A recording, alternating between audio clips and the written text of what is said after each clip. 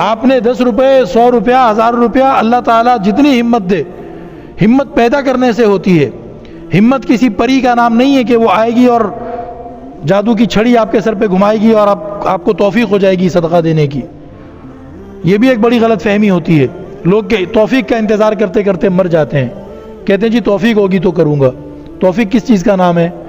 اندر سے اپنے آپ کو تیار کرو. دل نہیں چاہ رہا ہے اس کو کرو. ایک بندے نے کہا کہ جی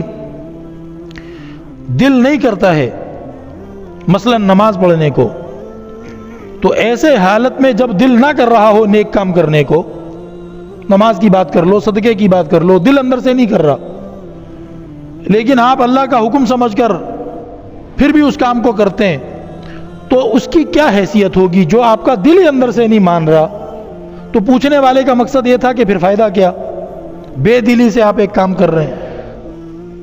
تو اللہ والوں نے جواب دیا کہ وہ جو دل نہیں کر رہا اور پھر بھی تم وہ کام کر رہے ہو، وہی کام سب سے زیادہ اخلاص والا ہے، کیونکہ اس میں اپنا مزہ اور اپنی طبیعت شامل نہیں ہے. ایک بندے کو مزہ آ رہا ہے نماز پڑھنے میں اور وہ جناب خوشی خوشی سرشاری کے ساتھ ایکسائٹمنٹ کے ساتھ نمازیں پڑھ رہے ہیں. ایک بندے کو مزہ آ رہا ہے غریبوں میں صدقہ دینے میں، مسجد میں صدقہ دینے میں. ٹھیک ہے، اللہ تعالیٰ اس کو بھی قبول فرمائیں گے.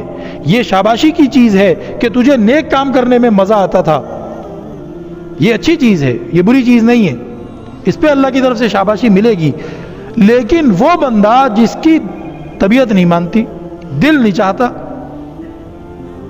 حدیث میں آتا ہے نا کہ کنجوس آدمی اگر اپنا مال خرچ کرنے کا ارادہ کرتا ہے تو اس کی کنجوسی اس کے جسم کے اوپر لوہے کی جیکٹ بن جاتی ہے.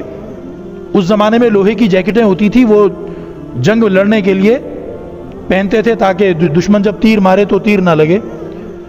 تو اگر وہ لوہے کی جیکٹ اوپر سے ہاتھ ایسے کر کے پھر پہن لو تو اس کی وہ رسیاں وسیاں ہوتی تھی وہ باندھ دو تو پھر ہاتھ نہیں ہل سکتا، اندر وہ ٹائٹ کر کے فٹ ہو جاتی تھی نا. تو اسی لیے وہ ہاتھ ایسے باہر نکال کے پھر اس جیکٹ کو پہنتے تھے. اگلا حصہ رکھا، پچھلا حصہ رکھا، وہ بیچ میں رسیاں ہوتی تھی ان کو ٹائٹ کر کے باندھا.